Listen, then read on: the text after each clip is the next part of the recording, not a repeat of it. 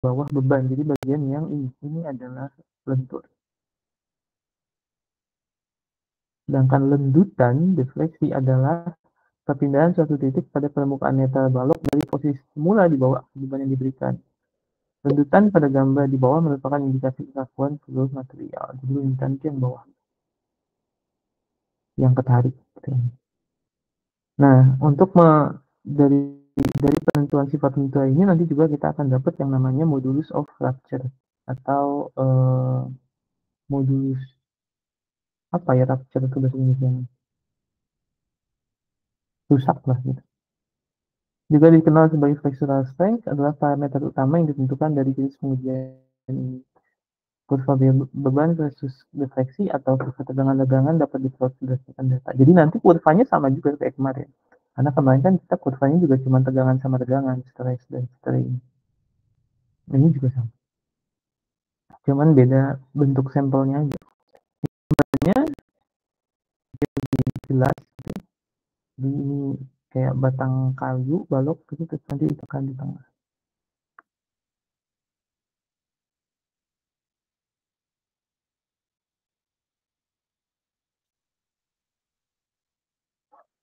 Nah, si modulus of rupture ini juga bisa kita hitung berapa sih gitu kan ya, berapa sih sebenarnya modulus of rupture-nya untuk mengetahui seberapa lentur sih dia latihnya ke situ. Nah, rumusnya seperti ini untuk menghitung modulus of rupture. Dua ini sebenarnya sama saja. Jadi kalau kalau kalian lihat kan pakainya beda gitu. Sama aja sebenarnya. Jadi kalau untuk spesimen yang memiliki, maka rumusnya seperti ini. F-nya itu adalah beban pada saat patah. Nanti kita lihat harusnya ada grafiknya kan gitu kan ya. Jadi ketika dia patah itu adalah FF-nya, F fracture. Lalu L itu panjang jarak antar tumbuhan. Jadi bukan panjang baloknya ya. Kan bisa aja sebenarnya sorry.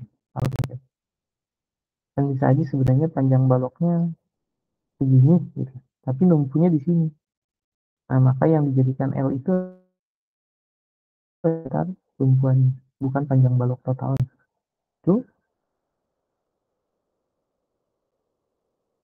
Dan B adalah dimensi benda uji. Jadi ini adalah yang kontak dengan bebannya, gayanya, sorry. D-nya itu adalah sisi satunya. Jadi rumusnya adalah sigma sama dengan 3FF kali L dibagi 2 BD kuadrat. Itu kalau dia persegi. Nah, kalau dia sirkular atau lingkaran, maka tinggal kita ganti luas persegi dengan luas lingkaran. Dan kalau kalian, makanya sebenarnya ini sama aja sebenarnya. Daripada dihafal dua-duanya menurut saya kan. Jadi kan ini kalau kita tarik tuh 3F F 3F dikali L kan, dibagi ini bisa kita tulis 2 dikali luas alat itu atau luas penampang lah terserah, dikali di di luas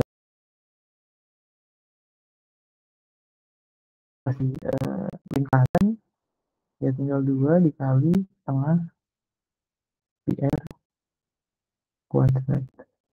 Nah, nanti D nya diganti jadi R, maka jadi PR pangkat itu. Jadi sama aja sebenarnya, cuman rumusnya jadi kayak gini.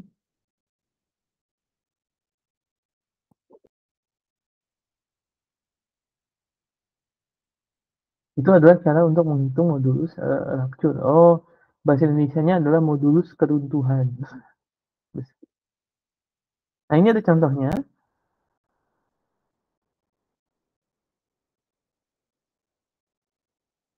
Nah, di sini ditanya, misalkan ini ada kurva tegangan-legangan.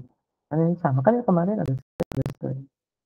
Berikut adalah kurva tegangan-legangan yang dihasilkan dari uji tekuk 3 titik pada sampel uji alumina. Nah, karena ini gambarnya masih elastis, masih linear, artinya ini masih pada fase deformasi elastis, ya kan? Berarti dia masih bisa balik lagi ke semula. Itu sebenarnya deformasi elastis. Nah, ketika ditanya, hitung modulus elastisitas sampel alumina, ya karena ini adalah masih linear, maka kita bisa pakai yang ini untuk menghitung modulus elastisitas. Rumusnya apa untuk menghitung modulus elastisitas? Bukan, sorry. Mana ya? Nih, ini adalah modulus elastisitas atau modulus Young. Maka tinggal digeser aja E sama dengan sigma dibagi epsilon. Jadi stres dibagi strain. Sekarang pertanyaan saya.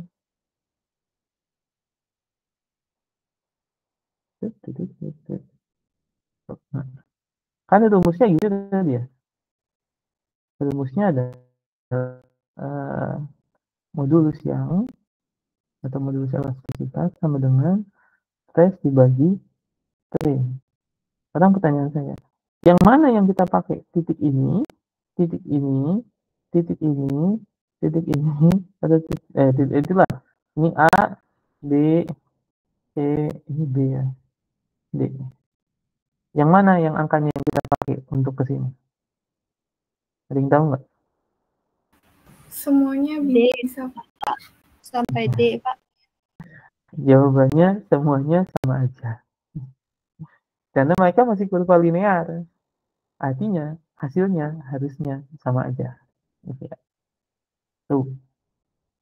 Jadi ini bisa semua. Jadi tapi kalau kalian ketemu grafiknya ini linear,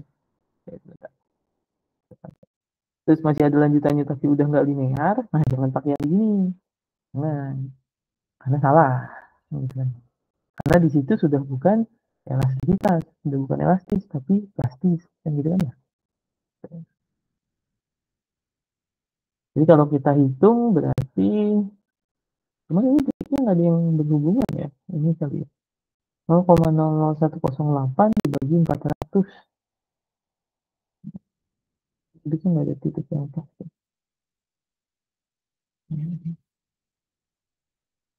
Kok saya masih bisa lanjut? Emang saya masih, oh iya masih. Ya ini tinggal dibagi aja. 400 dibagi 0,00108 misalkan. Asalkan ini masih masuk titik elastis ya. Cuman kalau yang ini soalnya angkanya nggak pas. Ini harusnya biar gampang ada garisnya lagi nih. Ini kan, ada angkanya. Oke, itu yang A, jawabnya gitu. Jadi terserah mau pakai titik yang mana bisa-bisa aja. Nah, sekarang yang kedua, dengan menggunakan informasi ini, berapa modulus keruntuhannya? Informasi tambahannya adalah benda ujinya berbentuk silinder. Radiusnya 1 cm, jaraknya 10 cm antara tumpuan bawah. Berapa gaya yang diperlukan untuk menyebabkan fraktur ini?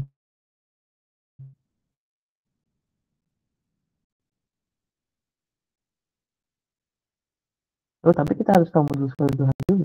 Ya. Modulus keruntuhan.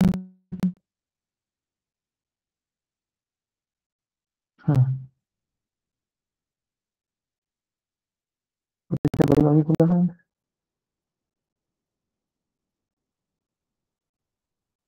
Ini adalah modulus rupture-nya. Kok bisa? Oh, salah. Jadi si ini adalah modulus rupture-nya. Jadi ini sebenarnya simbolnya sama kayak stres kan ya.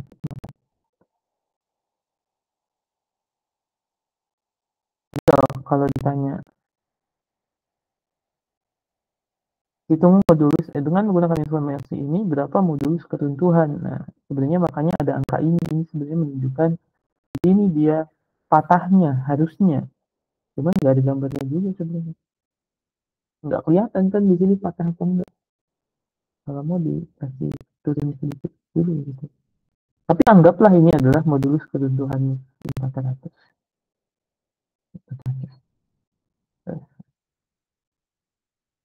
Jadi tinggal dimasukin aja angkanya.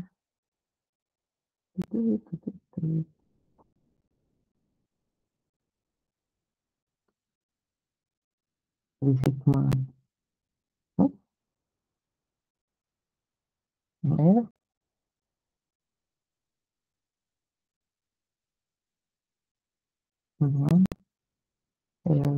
apa sih rumusnya tadi saya lupa. Dengan 3 dikali FF dikali L, jadi ininya ada, OMR-nya ada, SS-nya ada, M-nya ada, jadinya kayak yang ini. Oh, udah tinggal masukin angkanya, nanti dapat FF-nya berapa. Gayanya berapa. Ya.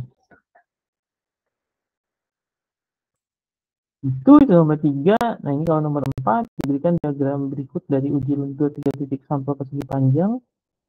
Bagian mana sampel yang mengalami tekan dan bagian mana yang mengalami tarik. Itu kita lihat ke sini aja gambarannya. Jadi kalau segitiga itu maksudnya yang ini, yang kiri itu segitiga. Nah, jadi yang paling ketekan itu yang ini saja. Yang ketarik itu yang bawah. Nah, bisa kita lihat sebenarnya dia kayak ini, kayak uji geser. Jadinya di tengah ini seperti terjadi uji geser. Sedangkan kalau dibandingkan sama yang satunya, kalau dia ada bukan segitiga, nanti dia kebagi. Banding momennya kebagi, shear force-nya juga kebagi. Maka kalau bikin jembatan sebenarnya biasanya orang larinya ke sini. Karena bebannya nggak terpusat di tengah. Kalau terpusat di tengah jadinya runtuh. Jadi ini lebih gampang runtuh dibandingkan yang mungkin dia bisa menopang beban lebih berat daripada yang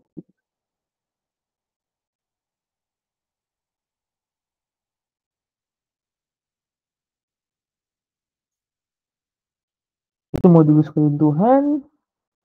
Nah, masih ada lagi lanjutannya sebenarnya kalau kita ngomongin apa namanya modulus deformasi elastis ke plastis, maka ada lagi yang lain. Di sini ada namanya properti tergantung waktu. Tes mekanis tradisional tidak memberikan gambaran lengkap tentang perilaku tegangan-tegangan material, karena tes tersebut mengukur respon terhadap pembadan dalam waktu yang relatif singkat. Jadi, karena kita mengubah gayanya kan, stresnya tuh dengan waktu yang singkat, dari 5, 10, 15, 20 gitu kan dalam satu waktu.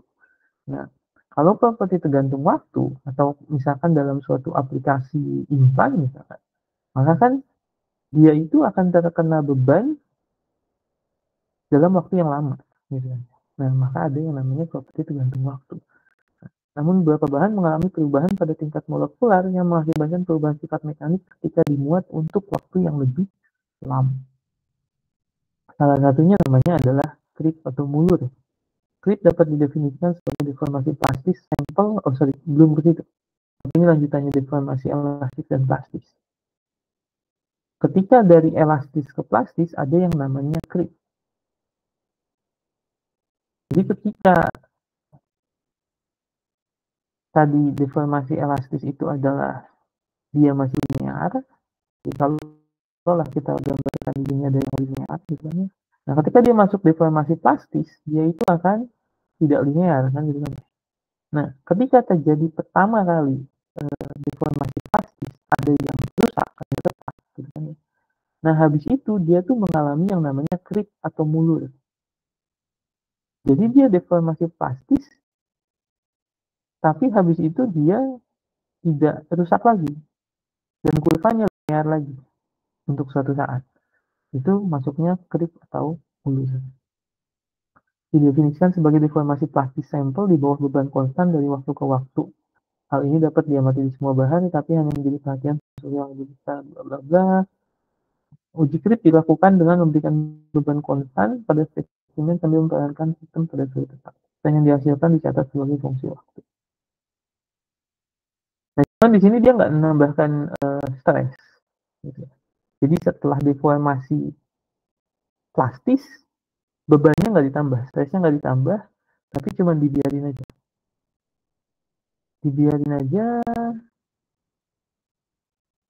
Tapi kemudian kan ada ini ya, perenggangannya sendiri gitu, caranya beda. Nanti caranya berubah sampai akhirnya dia, ini harusnya stresnya dijaga tetap. Salah.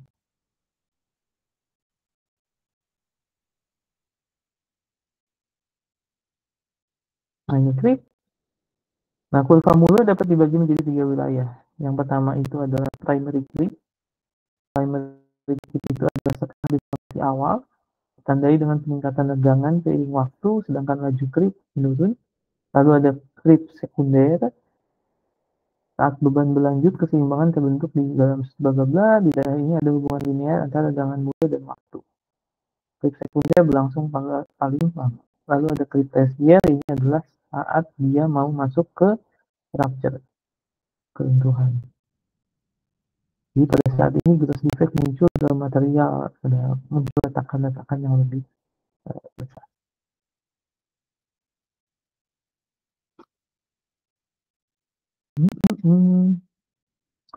Creep. Lalu ada properti tergantung waktu lainnya adalah namanya relaksasi stres. Jadi kalau ini adalah perubahan strain terhadap time, sedangkan ini adalah ketika stresnya tetap.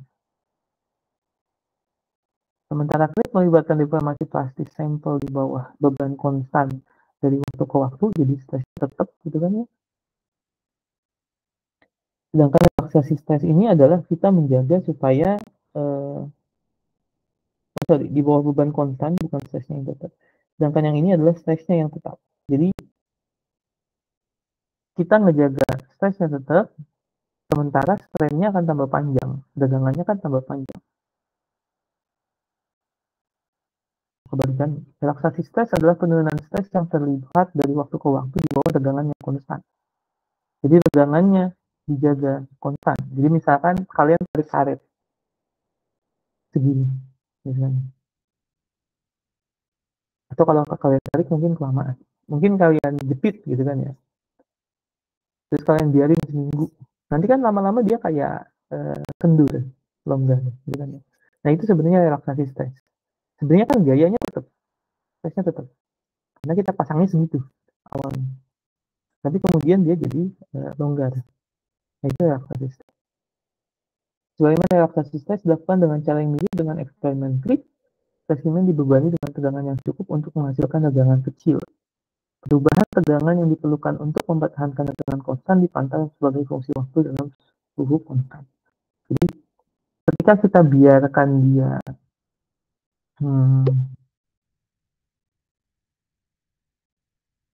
misalkan ini tadinya kita tarik, terus lama-lama nanti dia longgar jadi agak turun gitu misalkan, susah turun kan. Nah, maka kita harus nambah stresnya. Jadi perubahan tegangan yang diperlukan untuk mempertahankan tegangan konstan karena dia longgar, maka kita harus mengubah stresnya.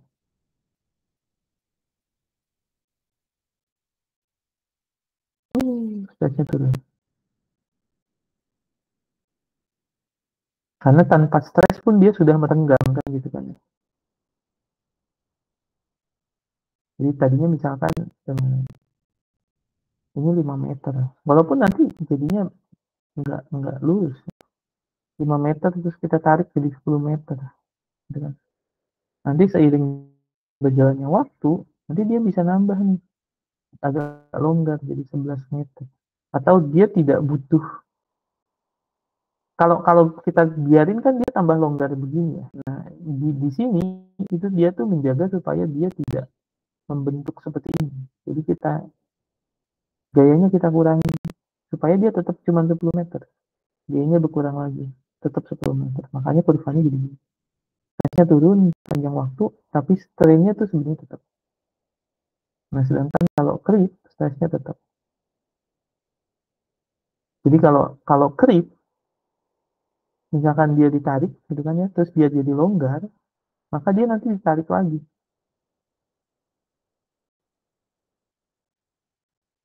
Jadi kalau creep itu stresnya yang tetap, kalau stress relaxation itu strainnya yang tetap.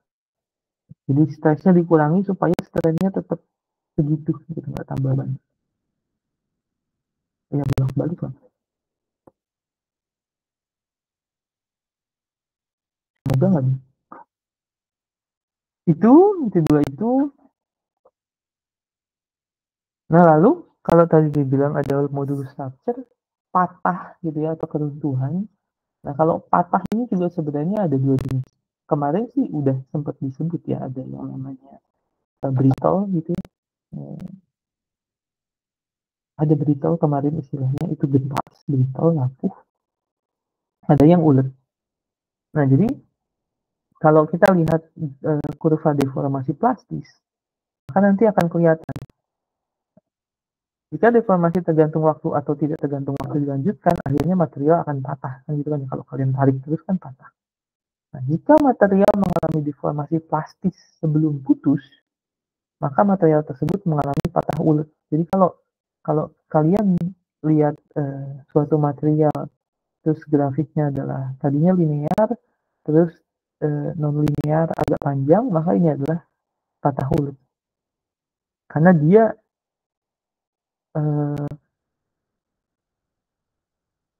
mode gagal, karena dia nggak langsung putus gitu, nggak langsung hancur. Jadi setelah ada retakan sedikit, dia masih bisa sedikit mengalami deformasi lagi, baru akhirnya hancur. Itu adalah yang termasuk ke dalam patah ulet atau ductile fracture. Dan ini adalah dibilang bentuk kegagalan yang lebih disukai.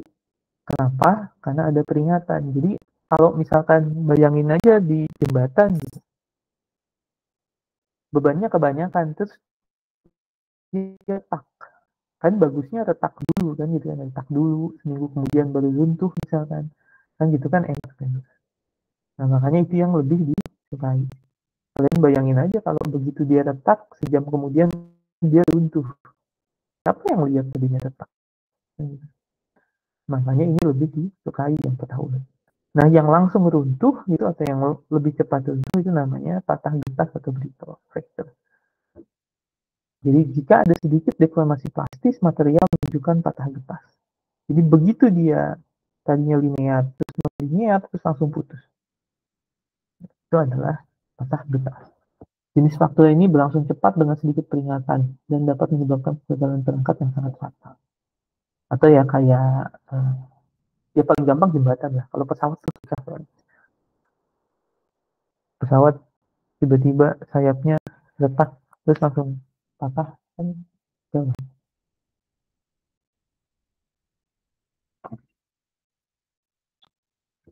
Itu tapi semuanya itu kecuali yang ini ya. Kalau ini kan tadi bukan yang ini.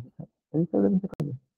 Kalau yang ini kan masih tergantung waktu nih. Nah, selain properti tergantung waktu tadi kan itu konteksnya adalah instan gitu ya.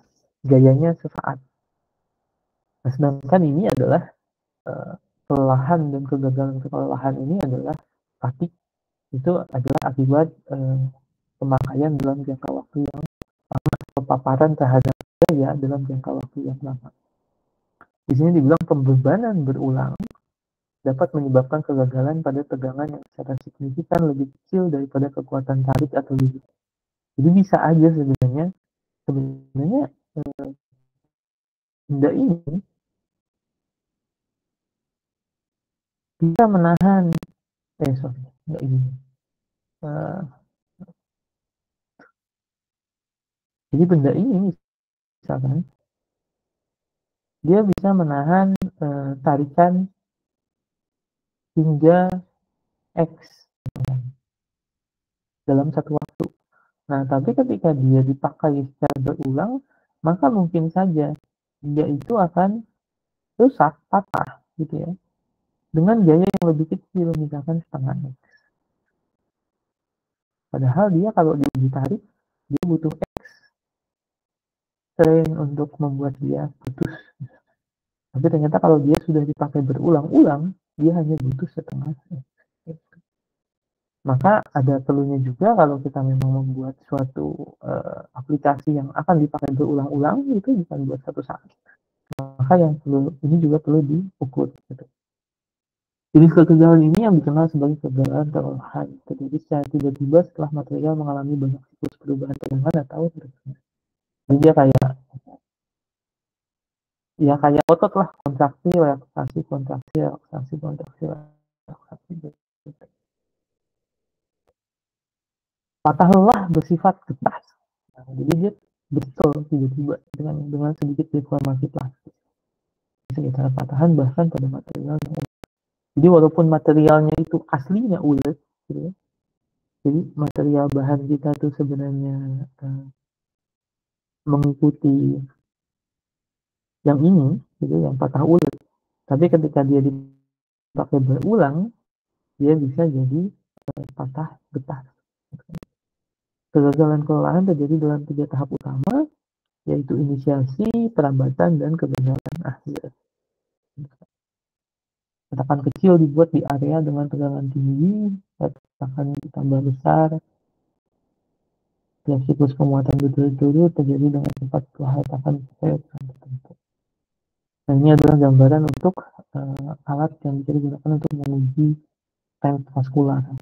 Jadi untuk stent pembuluh darah, gitu kan? Nah, nanti dia akan mengalami 400 juta siklus dengan tekanan internal. 400 juta siklus ini dari mana? Hitung dari 10 tahun detak jantung itu berapa banyak? 400 juta katanya. Masa sih 10 tahun 400 juta? Oh, maksudnya 40 juta 1 tahun 4 3,2 juta 320 ribu per bulan. 3,2 juta deh. 3,2 juta.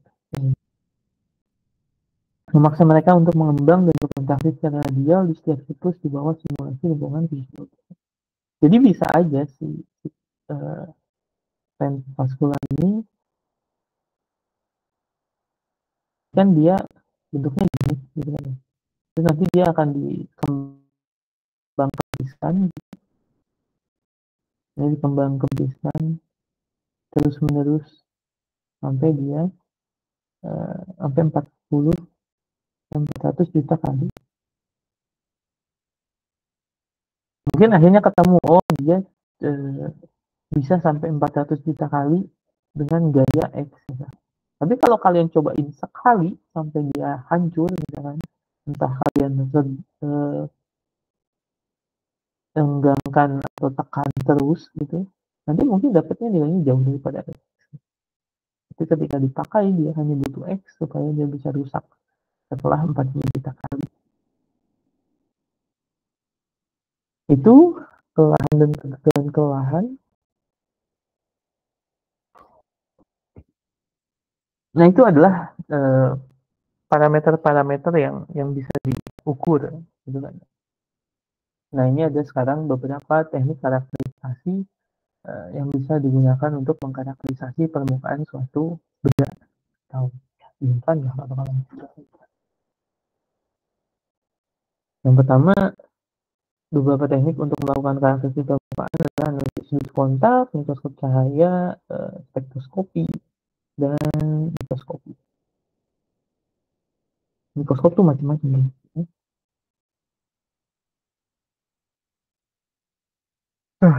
Ini biasa standar teknik karakterisasi itu ada 2, kuantitatif dan kualitatif. Tentu saja yang kita pakai adalah kuantitatif. Kenapa? Karena di sini dibilang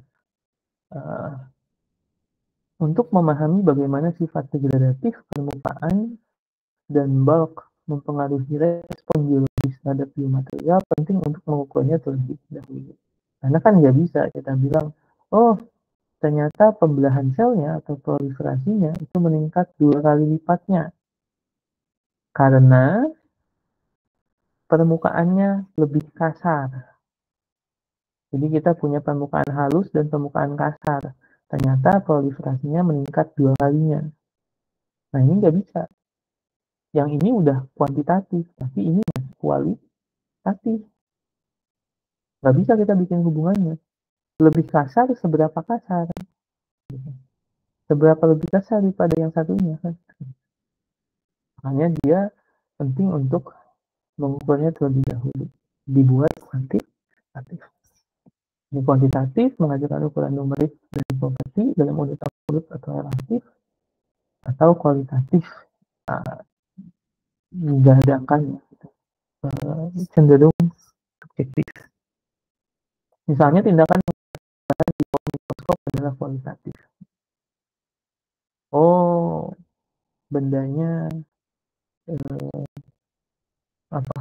bendanya kecil, gitu misalkan di mikroskop kelihatannya. Walaupun kemudian ada ini ya, ada software atau bisa diukur juga pakai mikroskop.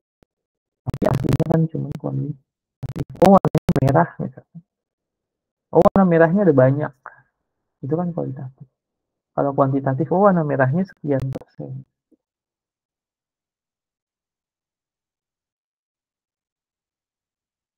Nah ini, untuk setiap metode berikut, untuk penentuan profil degradasi polimer, tunjukkan apakah itu kuantitatif atau kualitatif. Pengukuran massa polimer pada setiap titik waktu. Kalau ini jelas ya, ini adalah kuantitatif. Karena nanti kalau pengukuran massa kan hasilnya ya massa kilogram, gram, miligram. Lalu yang kedua adalah inspeksi visual pada setiap titik waktu. Ini tuh kayak melihat, oh warnanya masih hijau, oh kuning sekarang, oh merah, gitu. Jadi ini adalah kualitatif. Walaupun tetap bisa dibikin jadi semi kuantitatif pada akhirnya. Tapi normalnya ini adalah dihitung sebagai kualitatif.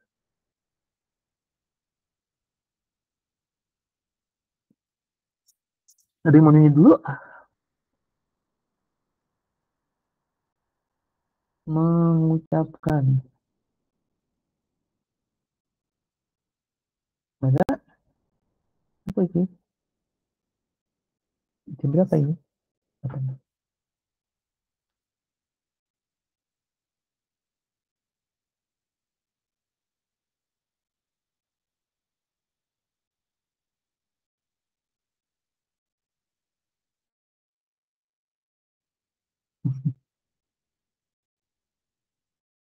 Okay.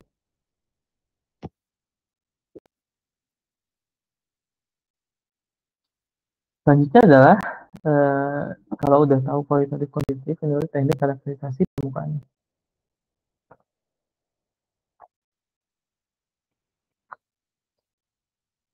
Jadi walaupun dibilang permukaan, tapi sebenarnya yang dianalisa tuh nggak sama sebenarnya.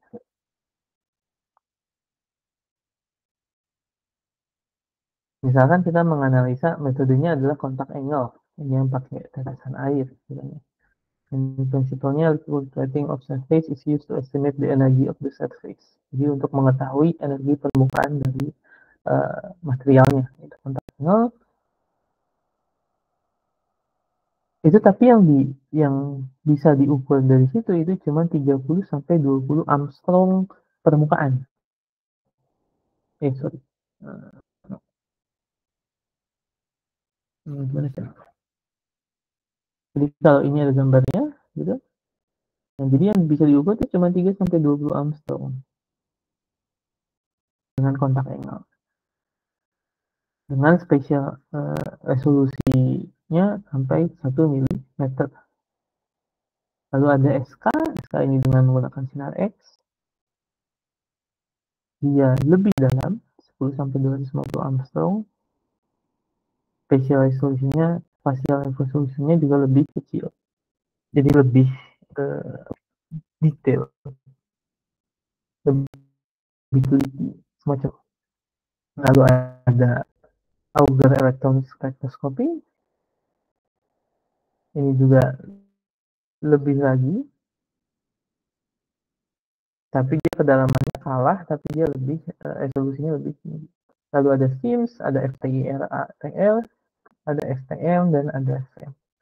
Jadi mereka tuh sama-sama menganalisa permukaan, tapi nanti yang didapatkan tuh beda-beda. Ada yang cuma buat tahu energi permukaannya, nanti ada yang dapat dia itu permukaannya terbuat dari apa, itu bisa dapat dari FTIR. Kalau ini kita bisa dapat juga bentuk permukaannya seperti apa, apakah rata ada porinya ada gimana, gitu kan.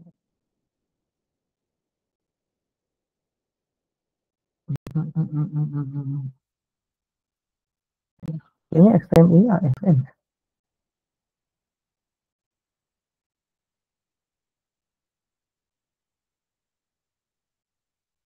Kalau ini analisa sudut kontak, ini yang kemarin jadi ada tetesan air, ya sudut kontaknya ya theta ini. Sudut kontak adalah sudut di mana antar muka cairan U atau uap bertemu dengan permukaan padat. Analisis sudut kontak digunakan untuk memberikan informasi keseluruhan tentang hidrofobisitas dan permukaan. Jika cairan tertarik dengan sangat kuat ke permukaan padat, tetesan akan menyebar sepenuhnya pada permukaan padat dan sudut kontak akan mendekati 0. Karena dia jadinya sangat-sangat flat. Ini kan lancip, gitu kan, yang mendekati 0. Padatan hidrofilik yang kurang kuat akan memiliki sudut kontak hingga 90%. Jadi kalau dapat suatu gelembung air dan sudut tetanya 90 derajat, maka itu dia hidrofobik dan hidrofiliknya setara macam itu. Dan kalau dia tetanya lancip, maka dia hidrofilik, tetanya tumpul, maka dia hidrofobik. Pada banyak permukaan yang sangat hidrofilik, tetesan air akan menunjukkan sudut kontak 0 hingga 30 derajat. Jika permukaan hidrofobik, maka dia akan lebih daripada itu.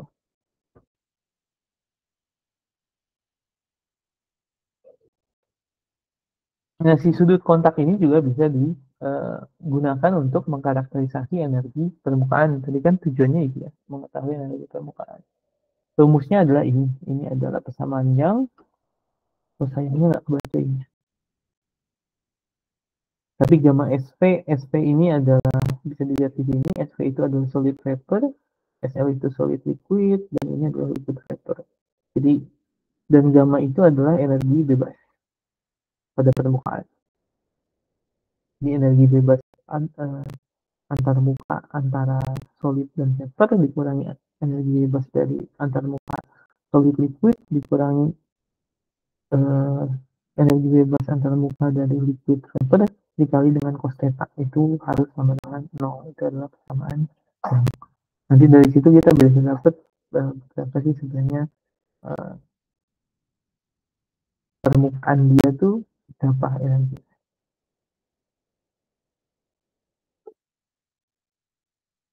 Untuk menganalisa sudut kontak ini juga bisa dilakukan dengan banyak cara. Jadi kalau yang standar itu kemarin kita lihat ada air di daun talak gitu.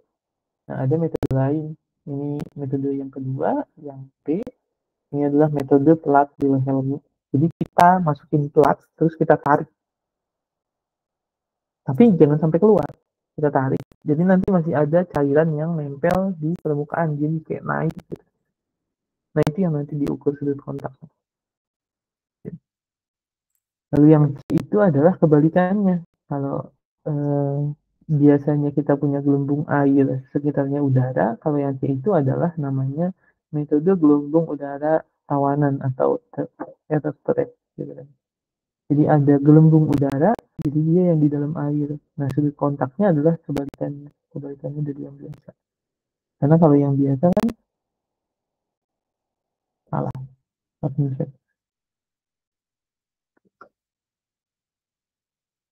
Kalau yang biasa kan ini ya, yang diukur ini tetanya. Nah, cuma karena ini kebalikannya, maka yang diukur adalah yang di luar ya. Itu yang C, lalu ada yang B, metode kenaikan kapiller. Ini sebenarnya mirip gitu kan. Ini juga mirip, ini mirip, cuman bedanya adalah kebalikan. Nah, ini juga mirip dan mereka juga kebalikan. Jadi kalau ini dicelupin dan ditarik dan nanti airnya di luar, Kalau ini adalah dia di celupkan kapiler, lalu ditarik, nanti airnya akan ada di, atau tidak mesti ditarik, kalau akan airnya ada lebih tinggi dari sudut, lebih tinggi dari permukaan lakunya. Lalu tetanya diukur yang sebelah sini.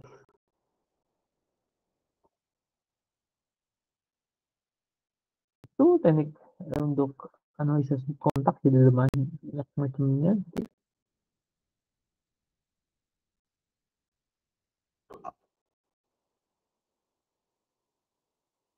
Aku nggak bisa nih.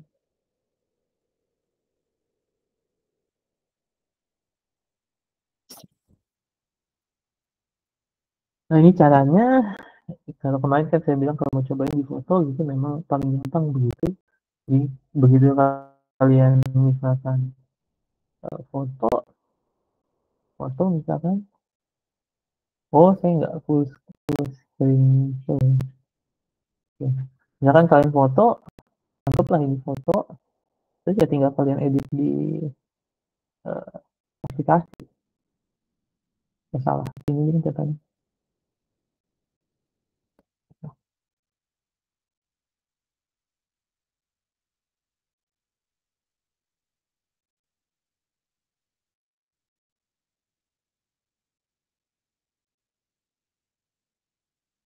Kebalik saya. Di sini benar sudah. Apa tuh? Karena kalau di kamera kan bisa kita zoom. Kalau kita pakai langsung pakai busa derajat nanti dan dari dokumentasinya.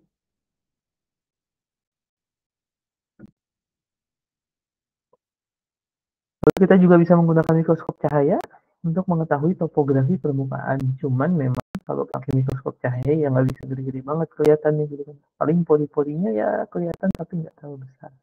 Kalau kita kembali mengingat Robert Hooke ya paling cuma bisa melihat sel gitu ya, sekecil itu yang bisa dilihat.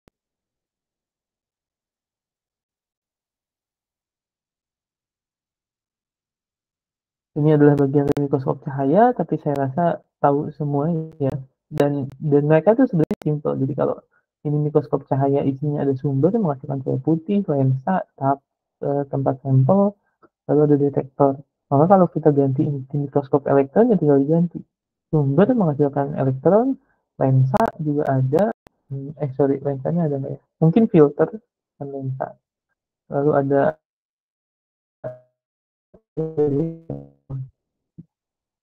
IR juga sama, ya tinggal diganti ini sampel, ini filter, ini sampel, ini sumber, sorry, sumber, filter, sampel, baru di akhirnya detek. Di prinsipnya mereka semua sama. Jadi kalau di mikroskop cahaya nanti cahayanya akan terus memantul gitu, sehingga nanti kelihatan gambarnya. Kalau di elektron ya nanti elektronnya akan ketemu sampel dan nah pola pendarahannya itu yang nanti menunjukkan bentuknya dia seperti itu. Jadi prinsipnya mikroskop cahaya digunakan secara eksklusif untuk pencitraan dan hanya menyediakan penilaian kualitas.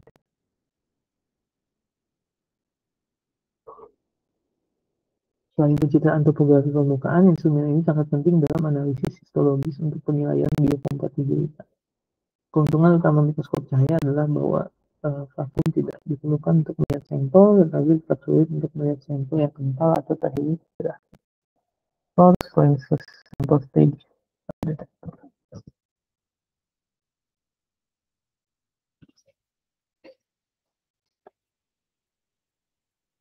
Kalau tadi mikroskop ya ini kita mikroskopi untuk spektroskopi fotoelektron sinar X.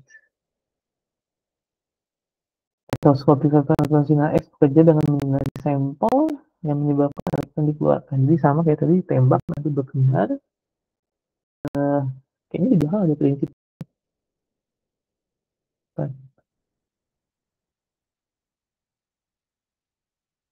Keluar ya.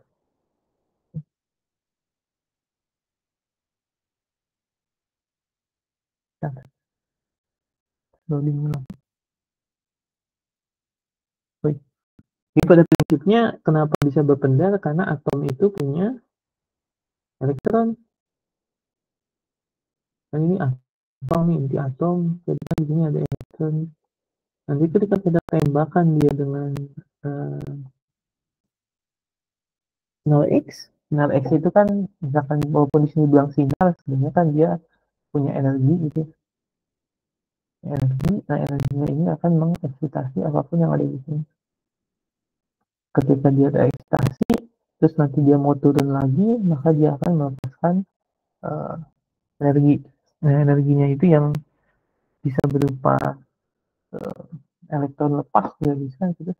Nanti pola pendarannya itu yang akan menunjukkan yang kena tembak itu apa. Itu prinsipnya.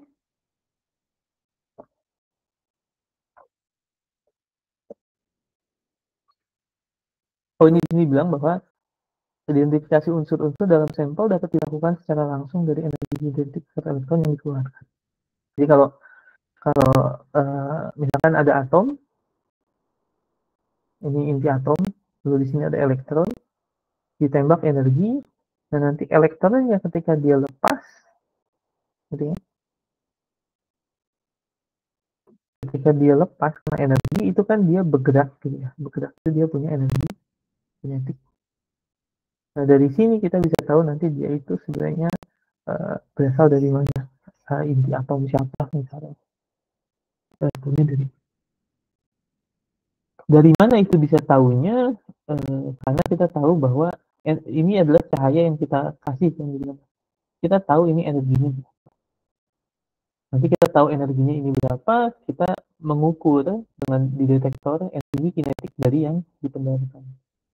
Otomatis kalau kita mengurangi E dengan dikurangi EK, maka ini kita dapatkan berapa energi yang dibutuhkan untuk memutuskan gaya tarik-menarik antara elektron dengan inti atom. Nah, itu nanti akan menunjukkan ini siapa. Karena kan dia kan interaksinya, energinya tuh diketahui harusnya, atau sudah diketahui gitu. Misalkan hidrogen punya satu elektron. Nah, satu elektron ini gimana caranya supaya dia bisa pergi. Nah, berarti kan kita tinggal masukin aja energi yang cukup sehingga elektronnya bisa pergi. Makanya ini kita bisa hitung.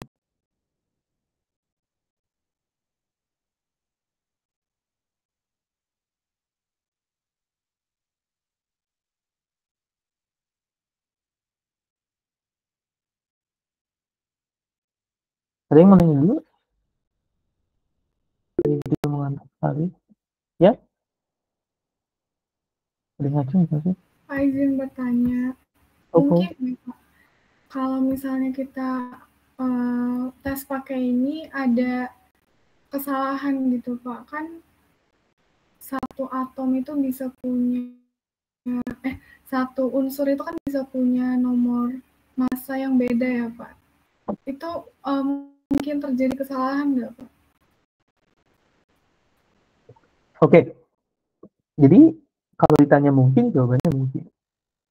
Cuman kalau kamu bilang nomor massanya beda, misalkan saya gambar atom. Misalkan helium ya, helium punya dua ya, jangan helium lah, nanti helium lah. Nah, yang kecil apa ya? Lithium itu nomor 4 bukan? Terus saya salah. 3 ya, 3 deh. Energi yang 4. Anggaplah lithium 3 gitu. Saya salah. Lithium 3 Pak. 3 bener. 3 ya. Berarti kan dia punya protonnya 3. Ya kan? Protonnya 3. Lalu dia punya elektron 3. Kalau kalian ingat kimia dasar, maka walaupun dia 3, tapi kan dia kebagi lagi. 1s2, 2s1, gitu kan ya. Nah, ini pun sebenarnya sudah menunjukkan tingkat energinya dia. Jadi sebelum kita ngomongin nomor massa yang larinya ke sini harusnya, atau keseluruhannya kalau nomor massa ya. Nah, 3 elektron ini itu akan beda energi pelepasannya. Tentu saja yang lebih besar energinya adalah yang ini, karena dia lebih dekat ke inti atom. Jadi tarik menariknya beda. Dan walaupun dia berdua, berarti ini sama dong Pak? Jawabannya enggak. Karena lepasnya satu-satu. Jadi ini lepas dulu, 2s1, otomatis dia akan lebih ketarik, ya kan? Maka dia akan berubah. Jadi kalau kalian tahu, misalkan ini Li ya tadi ya, Li. Dan Li plus, ini tuh diameternya berubah. Jadi nanti yang paling luar elektronnya akan mendekat. Otomatis gaya tarik menariknya berubah. Energi yang dibutuhkan untuk melepaskan elektron yang kedua itu jauh lebih besar. Lalu yang ketiga, ini juga akan jauh lebih besar lagi. Makanya jarang kita temukan atau jarang kita lihat di buku apapun yang menuliskan ini. Karena memang energi ionisasinya beda dan ini yang unik. Maka walaupun dia ditulis 1s2, itu energinya pasti beda. Itu satu. Nah, terus ini juga mempengaruhi. Jadi ketika ada Li, ada Mg, ini kan Mg nomor 4 kan, 1s2, 2s2, dia 4 di sini. Jadi walaupun dia sudah jadi Mg plus misalkan, Mg plus, jadi kan ini tinggal 2s1 kan. Nah, tapi yang narik 4. Sedangkan yang ini nariknya 3. Jadi walaupun sama-sama elektronnya tinggal 3, nanti energinya tetap beda. Jadi tentu saja harus punya database yang kompleks. Tapi sebenarnya harusnya beda. Ya. Tapi apakah mungkin salah ya? Jawabannya ya mungkin aja. Tapi perhitungannya gitu. Dan kalau kita punya spesimen yang berbeda, misalkan kan kalau misalkan C12, kan kalian mungkin pernah tahu 13C kan ada ya? Kan karbon itu kan 12 yang umumnya. Tapi ada 13C, 11C juga ada setahu saya. Gitu. Nanti pola mereka juga akan beda. Karena jumlah yang nariknya beda. Ya kan? Otomatis interaksi proton dan elektronnya, tarik-menariknya beda. Maka energi yang dibutuhkan untuk melepasnya beda. Maka dari sini juga kita bisa tahu, oh ternyata ini adalah apa namanya, pola energi untuk 11C. Jadi dia karbon tapi bukan 12C, tapi 11C. Karena energinya sekian gitu. Maka dari sini juga kita bisa tahu. Gitu ya? Kayaknya gitu. Tapi ini rumusnya. Jadi dibilang dari energi kinetik. Jadi tadi saya bilang tarik menarik antara proton dan elektron itu di sini istilahnya adalah energi ikat, energi binding. Maka energi binding sama dengan Hv dikurangi Ek. Hv ini adalah energi dari cahayanya. Ya kan sama dengan Hv itu kan energi, cara menghitung energi cahaya kan. P adalah frekuensi dan H adalah konstanta Planck. Jadi sama kayak yang tadi saya bilang, kalau baca tulisannya kayak gini aja. Jadi kita punya energi yang dibutuhkan untuk melepaskan elektronnya yang kita tembakin berapa, terus nanti pergerakannya berapa, kita dapat energi kinetiknya sama dengan setengah mv kuadrat. Nanti kita dapat EB-nya berapa. Nah, EB-nya ini dalam SK Anda tahu Hv, karena kita yang menentukan berapa cahaya yang kita, berapa kekuatan elektron yang kita masukkan di spektroskopi, energi fotonnya berapa. Nah, nanti kita ngukur Eka pakai detektor, kecepatannya berapa, nanti dapat EB, energi ini yang diperlukan untuk melepaskan elektron tertentu dari atom. Nah, energi binding ini memberikan gambaran seberapa kuat ikatan elektron dengan inti dan berubah sesuai dengan jenis atom serta interaksi dengan inti atom tertentu. Oh, yang dipengaruhi lagi sama ini. Tapi ini jadi kompleks sekali. Elektron yang letaknya lebih dekat ke inti, energi ikat lebih besar. Cuma ini bikin bingung nih nantinya. Dengan inti atom tetangga. Kalau tetangganya beda kan, udah lebih kompleks lagi kan. Jadi nggak semuanya lili. Tiba-tiba ada gitu misalnya, wah nanti udah berbaran gitu kan. Tapi gitu.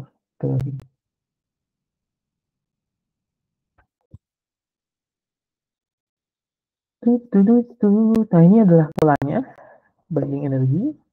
Jadi kalau spektrum SK polydimethylsiloxan PDMS, ini PDMS ini biasa dipakai untuk bikin ini biasanya dipakai di bioprinting gitu ya.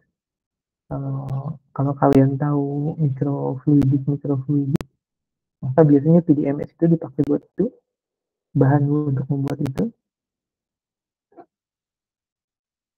Sebentar.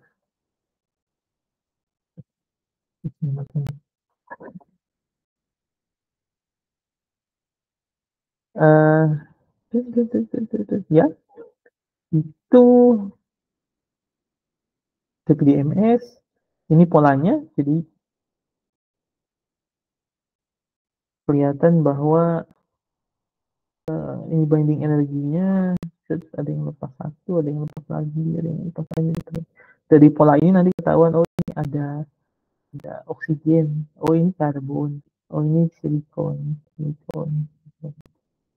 Ini kalau di zoom kan ini silikon 2S, silikon 2P. Ini karbon 1S, oksigen 1S. Jadi kita harus sudah punya dulu ini database-nya oksigen.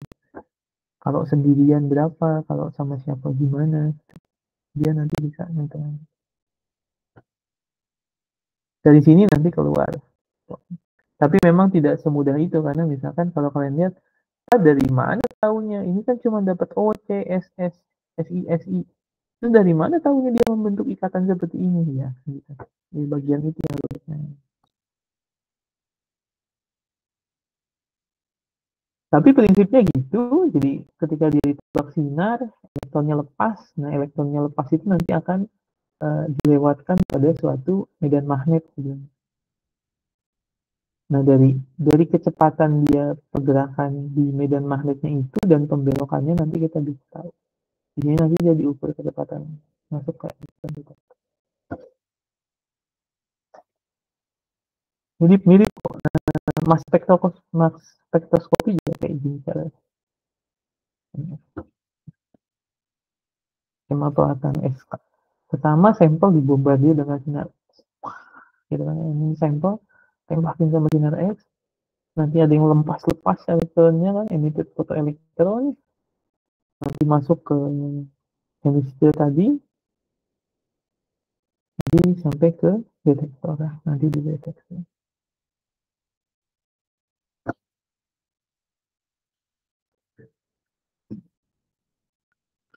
Itu SK, lalu ini adalah spektroskopi inframerah. Jadi kalau SK tadi prinsipnya adalah pelepasan elektron, kalau ini ada lagi. Kalau ini prinsipnya adalah vibrasi bergetar. Spektroskopi adalah studi tentang interaksi materi dengan spektrum elektromagnetik. Ini umum. Inframerah mengacu pada bagian dari spektrum elektromagnetik antara daerah yang terlihat dan gelombang mikro. Bla bla bla. Gelombang ini berbeda. Nah ini infrared itu ada di sebelahnya visible light. Di arah yang berlawanan dengan UV. Jadi kalau UV itu kita tahu dia tuh energinya lebih tinggi, maka infrared itu energinya lebih rendah dibanding dengan visible light dan juga dia panjang gelombangnya lebih lebar. Ini gambarannya. Jadi ini panjang gelombangnya pendek, makin panjang dan energinya juga semakin turun karena mereka berbagi terbalik. Karena kan rumusnya sama dengan HC per lambda.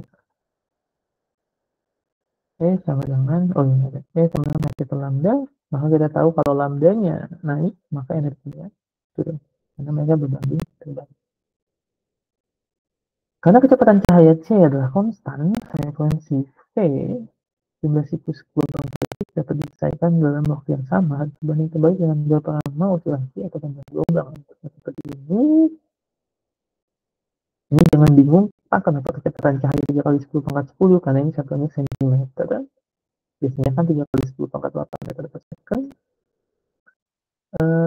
Bilangan gelombang adalah kebalikan dari panjang gelombang dalam cm.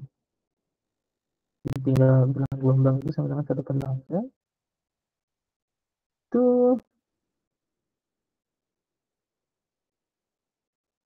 nah ini teori.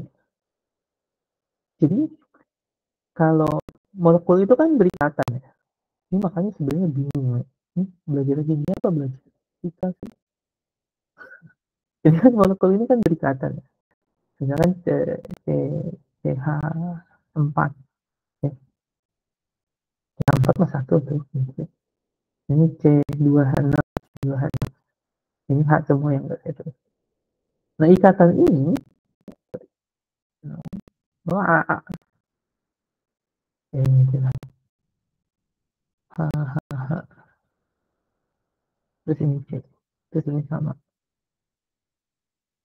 Nah, ikatan ini dengan ikatan ini itu beda. Beda kekuatan ikatannya, beda panjang ikatannya, beda. Nah, karena itu beda.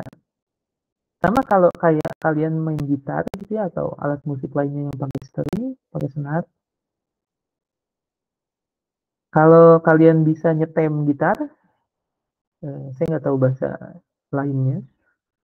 Saya menyebutnya stem atau pokoknya mengadjust frekuensinya. Itu kalau kalian tidak terlalu jago pendengarannya, itu sebenarnya kalian bisa pakai frekuensi. Kan memang ada juga alat untuk mengukur frekuensinya kan. Tapi pada suatu saat, kalau kalian bunyiin senar pertama gitu misalkan, terus kalian pencet di fret kelima, nanti senar keduanya akan ikut goyang. Dan gitu ya. Kenapa? Karena frekuensinya sama. Jadi kalau ada suatu gelombang dengan frekuensi yang sama, nanti yang satunya yang juga punya gelombang dengan frekuensi yang sama akan ikut bergetar atau ikut vibrasi. Nah, ini juga sama prinsipnya dengan ikatan ini. Jadi kalau kita tahu ini energi ikatannya berapa, kita bisa bikin dia bergetar kalau kita kasih energi yang dengan kita kasih gelombang dengan energi yang sama. Nah, ini dasar teorinya. Dia sih inframerah diserap oleh molekul organik dan diubah menjadi energi getaran molekul. Dalam spektroskopi IR, molekul organik terkena radiasi. Ketika energi radiasi sesuai dengan energi dari getaran molekul itu, penyerapan terjadi. Jadi ketika kita kasih IR, terus energinya sesuai, dia akan diserap sama ikatan ini dan ikatan ini akan bergetar. Intinya gitu. Nah, getaran itu yang dideteksi dan sehingga kita tahu, oh, di sini ada ikatan C dan C. Kayak gitu.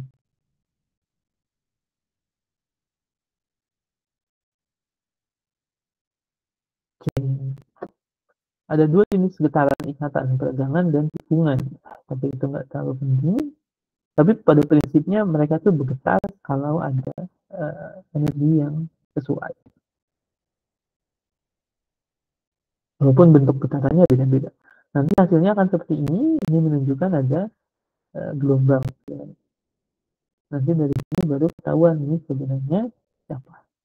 Spektrum IR tipikal umumnya diplot sebagai persen transmisi, bukan aktor banding. Sebagai fungsi bilangan gelombang atau panjang gelombang. Nah, harusnya dalam batas contohnya. Saat ikatan kovalen berosilasi, karena osilasi dipol molekul, medan elektromagnetik yang bervariasi dihasilkan. Semakin besar perubahan momen dipol melalui getaran, semakin kuat medan elektromagnetik yang dihasilkan. Belum ada, mana ya? Ada gambarnya ya? Nah, jadi ini gambarnya kalau tadi kan ada yang lurus terus nanti ada garis ke bawahnya. Nah, di sini dibilang tidak ada osilasi. Tinggal lurus gitu. Tapi ketika turun begini di daerah ini di mana bidang elektromagnetik oscilasi ikatan berinteraksi dengan cahaya ini. Jadi di sini ada nih energi, ada suatu ikatan yang energinya sesuai dengan yang gitu. Cuman siapa? Itu juga harus lihat database. Nah di sini bilang lagi. Jadi kalau tadi saya kasih contohnya adalah C dengan C gitu, terus ada H, terus tadi saya bilang ini beda, tapi kita tahu juga bahwa ikatan itu nggak cuma satu jenis kan, ada ikatan rangkap dua, ada ikatan rangkap tiga, gitu kan. Nah, di sini beda. Ikatan yang lebih kuat akan memiliki osilasi energi yang lebih tinggi. Ikatan rangkap tiga energinya lebih tinggi daripada ikatan rangkap dua dan lebih tinggi daripada ikatan tunggal. Sehingga osilasi energi mereka juga lebih.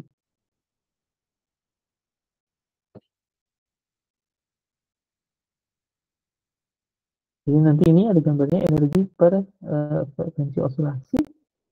Jadi dia lebih tinggi kita.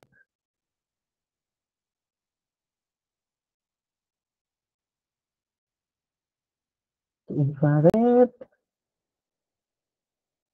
Jadi itu prinsipnya. Lalu ini ada SEM. Kalau SEM itu cuma buat dapat permukaan. Jadi kalau tadi SCA dan FTIR kita bisa dapat dia itu di permukaan ada apa molekulnya. Kalau di sini kita cuma dapat permukaannya seperti apa. Ini dibilang dalam jenis pencitraan ini permukaan sampel dipindai dengan berkas elektron. Jadi tetap kita tembakin elektron. Elektron dari berkas mengalami hamburan elastis dan inelastis saat mereka bertabrakan dengan atom dalam sampel. Hamburan elastis itu menghasilkan perubahan lintasan elektron, tetapi bukan energinya. Dalam banyak kasus, setelah sejumlah tumbukan elastis, elektron akan keluar dari sampel sebagai hamburan elektron hambur balik.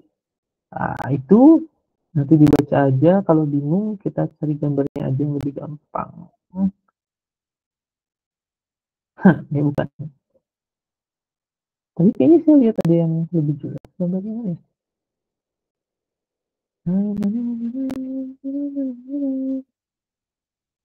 Dan saya yakin ada yang lebih jelas. Nah ini. Jadi sebenarnya gimana sih? Kok ada yang apa? Prinsipnya itu gimana? Jadi ini elektron. Jadi kalau yang SCA itu adalah elektronnya digunakan untuk mengeksitasi elektron pada atomnya. Kalau ini bukan. Kalau ini elektron yang kita tembakin itu dipantulkan.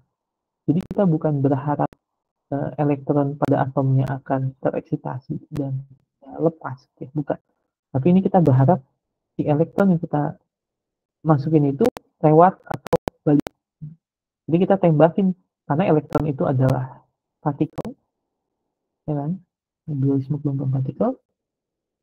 Sedangkan atom itu adalah suatu bola kosong yang punya inti atom. Jadi kalau ada sinar atau partikel lewat, maka dia bisa nembus atom kan, selama dia nggak nembak inti atom. Ketika dia ketemu sama inti atomnya, dia akan dipantulkan. Seberapa sudut pemantulannya itu tergantung dia nabrak bagian apanya, ya kan? Kalau pas di tengah mungkin dia baliknya tegak lurus mungkin. Kalau di samping dikit mungkin ada sudutnya. Kalau dia jatuhnya di nembus gini nggak ketemu siapa-siapa, mungkin dia akan lewat aja gitu kan, ditangkap sama detektor yang di bawah gitu. Kalau memang detektornya di bawah. Atau bisa juga dibelokkan. Jadi kalau misalkan karena dia elektron, kan, sedangkan ini adalah inti atom yang muatannya positif, maka dia bisa belok. Karena pengaruh tarik menariknya dia, gitu kan. Jadi elektronnya belok, bukan dipantulkan. Gitu. Jadi bisa dipantulkan, bisa belok, bisa lurus-lurus saja. Kembali ke jalan yang benar. Terus lo.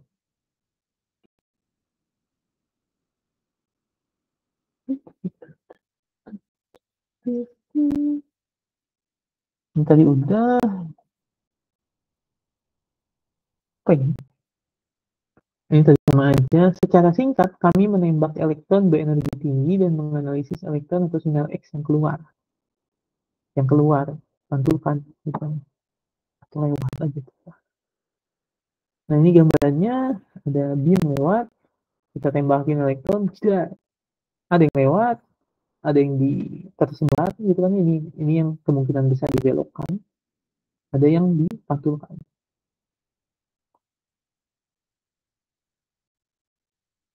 Elektron dari sinar terfokus berinteraksi dengan sampel untuk menghasilkan semprotan elektron dari sampel. Ini datang dalam dua jenis, elektron sekunder atau elektron hamburan balik.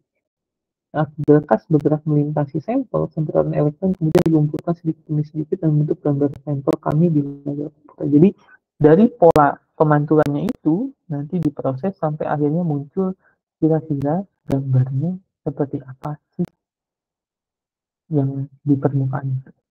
Sebuah elektron baru tersingkir sebagai elektron sekunder. Oh, ini kalau dia mereplace energi elektron dari berkas hilang ke atom, hamburan tidak elastis. Sedangkan ini kalau elektron yang masuk memantul kembali sebagai elektron hamburan balik. Jadi ada yang cuma lewat, ada yang enggak lewat dari pantul. Yang lewat namanya hamburan tidak elastis. Ini harusnya dia nabrak elektron lain terus ngeganti. Gitu. Sedangkan hamburan elastis itu adalah yang dia dipantulkan. Balik lagi. Ini contoh gambarnya yang dihasilkannya. Jadi seperti ini. Jadi dari pola pemantulan elektron nanti muncul bahwa permukaannya seperti ini. Entah gimana caranya dia bikin programnya kan. Di sini konteks yang berbeda dari butiran memberitahu kita tentang komposisi. Jadi nanti di sini bilang butir mengandung silika sehingga lebih gelap. Nah, jadi dari bentuk atau dari warnanya itu nanti bisa diketahui dia itu sebenarnya mengandung apa. Butir yang mengandung titanium jadi lebih putih. Karena putih dan gelapnya itu nanti tergantung dari seberapa banyak elektron yang balik, seberapa banyak scattering elektron yang muncul, gitu.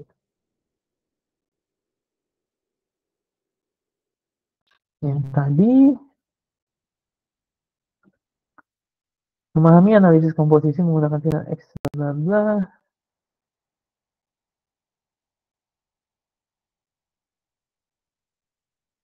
Nah, ini nggak terlalu penting, sama aja.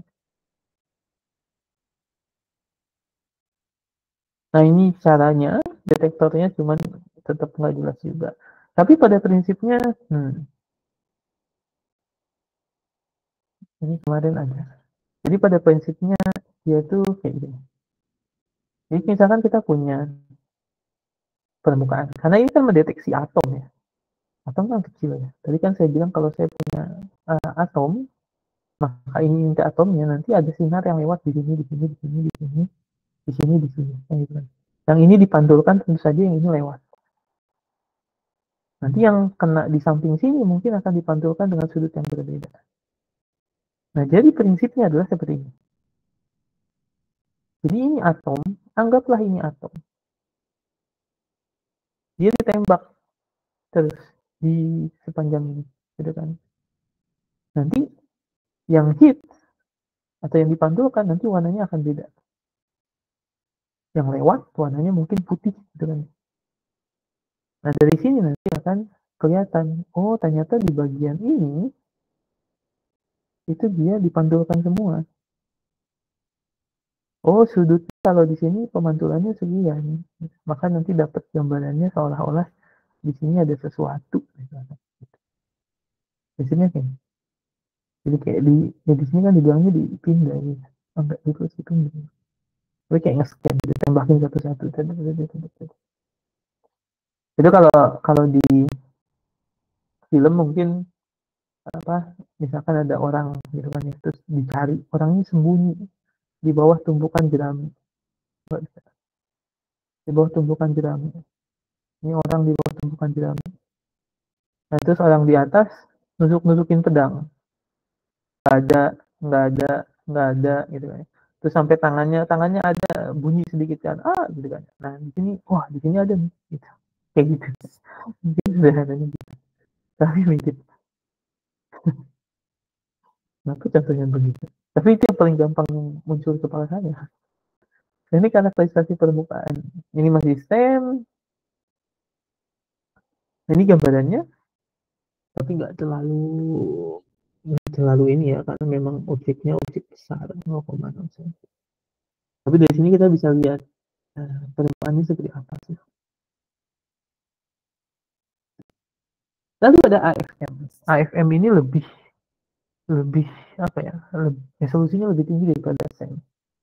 AFM menghasilkan gambar 3 dimensi karena interaksi antara produk kecil dan konstituen atom dari permukaan sampel. Ini dapat memberikan gambar 3D permukaan material dengan resolusi spasial hingga nanometer. Kemampuan analisis AFM terbatas pada lapisan atom paling atas dari sampel, karena operasinya didasarkan pada interaksi dengan awan elektron atom di permukaan. Jadi dia cuma bisa untuk mengetahui yang di permukaan aja. Nah, ini prinsipnya.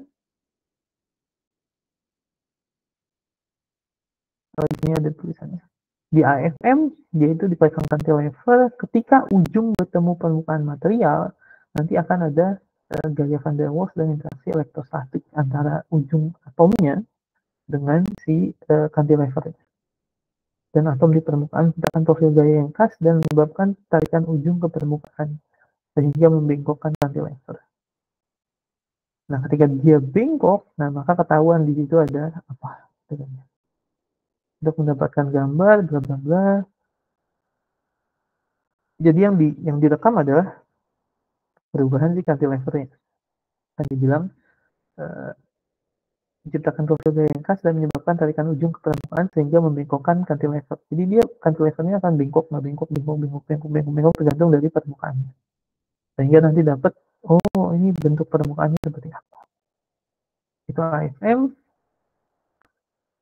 Nah, ini contoh hasilnya. Jadi dapat topografinya juga. Tapi tentu saja karena nanometer lebih 3 dimensi. Ini 3 dimensi gitu hasil gambarnya. Kalau topografi di mikroskop cahaya kan 2 dimensi aja saja. Jadi kelihatan dia ada kedudukannya, saya bahasanya apa. AFM paling sering digunakan untuk memvisualisasikan topografi permukaan baik dari biomaterial atau lapisan protein terabsorpsi dan untuk menyelidiki kasaran permukaan bahan yang berbeda. Jadi bisa nih misalkan, saya mau bikin implan, Pak. Jadi implannya kita AFM kan dulu. Oh, ini permukaannya kayak gini saat ini. Terus dicobain ke hewan coba selama 1 bulan. Terus diambil lagi. Terus dicek lagi pakai AFM. Bagaimana perubahan permukaannya? Apakah ada lapisan lain gitu? Apakah jadi lebih ber, ber lebih kasar gitu, lebih tidak rata? Nanti tinggal dicek aja yang nempel itu apa, apakah protein, apakah apa kayak gitu. Itu bisa ke situ lari. Itu AFM. Kalau ini sudah bukan, ini sebenarnya saya juga nggak tahu kenapa ini ada di sini. Tapi ini mungkin karena kaitannya sama permukaan ya. Jadi salah satu, ini saya juga udah pernah bilang, salah satu masalah dari implan itu adalah kontaminasi. Entah cross contamination atau gimana gitu. Tapi kalau implannya masuk dan dia terkontaminasi kan bisa menyebabkan infeksi. Nah, jadi penempelan bakteri itu kan biasanya mula-mulanya tidak ada biofilm, tapi ketika dia sudah nempel, terus nanti dia bikin biofilm, nanti sisanya nanti akan lebih mudah untuk nempel. Nah, biofilm ini juga ada di permukaan. Cuman deteksinya sih hanya bisa visual ya kalau biofilm. Kelihatan ada ini, tapi itu berarti udah parah. Terapi saat ini untuk infeksi terkait perangkat terdiri dari mencoba membunuh entitas biologis dengan bahan kimia dengan satu-satunya variabel ada konsentrasi dan makhluk. Jadi basinya cuma bisa pakai itu. Strategi yang paling umum untuk digunakan dalam pencegahan infeksi adalah impregnasi lapisan biomaterial dengan agen antibakteri yang diakui. Jadi dilapisi atau dicuci dengan yaitu dengan agen antibakteri. dengan maksud membunuh bakteri sebelum mereka dapat menjajah bahan yang bersangkutan. Bahasanya gitu aja. Tapi tentu saja sterilisasi juga banyak caranya. Tapi memang susah kalau ada biofilm, karena kalau kalian ingat di biosel, biofilm itu kan bagian dari glycocalyx ya. Nah, glycocalyx itu juga salah satu fungsinya adalah untuk melindungi sel. Jadi mungkin saja dia bisa menahan sterilisasi sampai tahap tertentu, itu mungkin saja.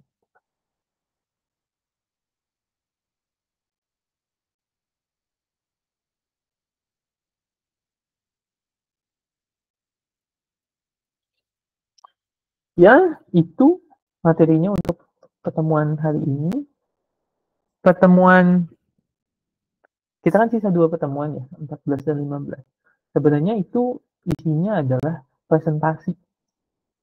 Jadi nanti kalian ada tugasnya, tapi nanti presentasinya setelah ujian aja kayaknya ya. Dan saya nggak tahu apakah kita perlu masuk 1 kali lagi. Nanti saya lihat materinya, karena setahu saya nggak ada lagi materinya. Materinya cuma sampai sini. Sisanya adalah membaca paper, terus nanti kalian presentasi tentang satu paper tentang pengembangan implan, yang nanti kalian juga membahas teknik-teknik karakterisasi yang digunakan pada pembuatan implan tersebut. Tapi nanti entah saya tulis di Classroom gitu ya, saya usahakan besok paling lambat gitu ya, karena besok saya masih harus nyiapin yang lain untuk besok, jadi saya nggak bisa ngerjain hari ini kan. Itu, atau nanti kita masuk sekali lagi di hari Sabtu untuk penjelasan tugasnya dan lain-lain kalau memang ada materi yang perlu dibahas lagi. Pokoknya nanti presentasinya setelah UAS di hari Sabtu kali ya, hari Sabtu setelah hari Sabtu minggu UAS gitu. Itu aja ini biar gampang. Sampai sini ada pertanyaan dulu sebelum saya akhiri.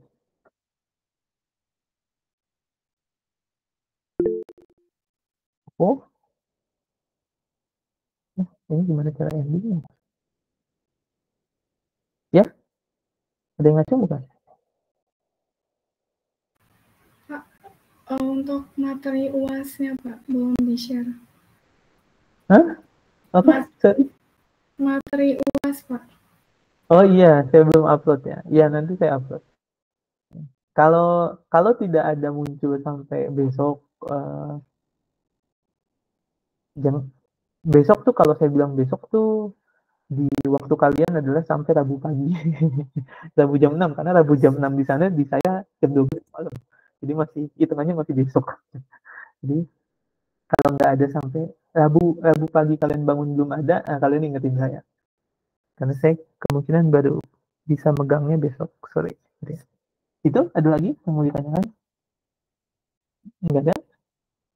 Kalau nggak ada, saya cukup ya. Ya kalau nggak ada, saya cukupkan saja pertemuannya sampai sini. Terima kasih. Terima kasih Bapak. Terima kasih Pak. Terima kasih Pak.